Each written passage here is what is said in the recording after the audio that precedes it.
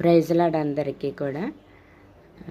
ఈ 2 రోజుల నుంచి అసలు వీడియోస్ ఏం పెట్టలేదు కదా. మాకు సభలు జరిగాయి అన్నమాట అండ్రింగ్లో.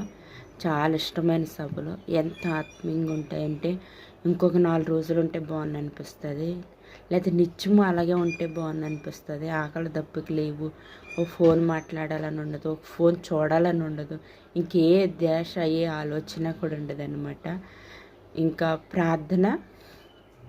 ప్రార్థనలు, ఆరాధనలు, దైవవాక్యాలు, సొల్లు కబుర్లు, బొల్లు కబుర్లు అసలు ఏముండవు అనమాట. నిజంగా పరిశుద్ధాత్మ దేవుడు అక్కడ ఎంత అద్భుతంగా పనిచేస్తాడంటే, నా మ్యారేజ్ అయిన కానించి కూడా నాకు ఎంతో ఇష్టమైన సభలు ఏమన్నా ఉన్నాయంటే అవి అనమాట. నేను అస్సలు మిస్ చేసుకోను. అసలు హెల్త్ బాగాలేదండి, కాలు నొప్పి ఒకటి ఉంది, అది కొంచెం ఇబ్బంది. అయినా సరే అందరూ బావగారులు అందరూ అయినా సరే వారి ఎదురుగుండా కుర్చీలో కూర్చోవడం మొదటిసారి అనమాట.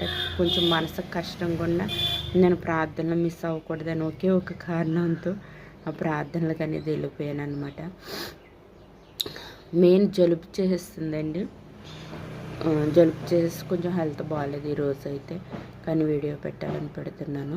రెండోది ఇంకో విషయం ఏంటంటే చాలా బాధాకరం, దుఃఖకరం, వేదనకరం ఏంటంటే పగడాల ప్రవీణ్ గారు పాస్టర్ గారు, ఆయన క్రైస్తవులకి, క్రైస్తవ సంఘాలకు కావచ్చు, క్రైస్తవ సమాజానికి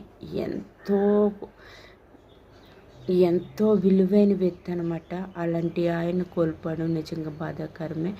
రెండోది వాక్యం ఏం చెప్తుందంటే, నరుని పిలుపుగా వాడు క్షణమాత్రంలో వెళ్ళిపోతాడు. ఆ నరుడు ఆయుష్ తన జీవితకాలం ఎంతకాలం బ్రతకాలం ముందే దేవుడు తన ప్రణాళికలో నిర్ణయించి ఉంచాడు. అది ఏ మరణమైనప్పటికీ, యాక్సిడెంట్ అంటున్నారు, చంపేశారు అంటున్నారు, హత్య చేస్తారంటున్నారు, ఏది ఏమైనా ఈ న్యాయములో ఈ భూమి మీద న్యాయం జరిగినా జరగకపోయినా ఆయన పరలోకంలో ఉన్నాడండి. అబ్రహాము రొమ్మున అనుకుని ఉన్నాడు.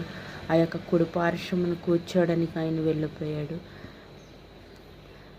ఒక రకంగా క్రైస్తవులకు నోరుగా ఉండి ఈ యొక్క మన దేశంలో కావచ్చు, రాష్ట్రంలో కావచ్చు, ఎంతో ఉపయోగకరంగా ఉండే వ్యక్తి.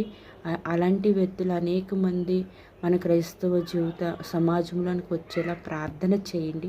ఆ కుటుంబానికి ఆదరణ కలిగేలాగా, వారి భార్యకి, పిల్లలకి, వారందరికీ ఆదరణ, ధైర్యం కలిగేటట్టు ప్రార్థన చేయండి. ఈరోజు హైదరాబాద్లో సమాధి కార్యక్రమం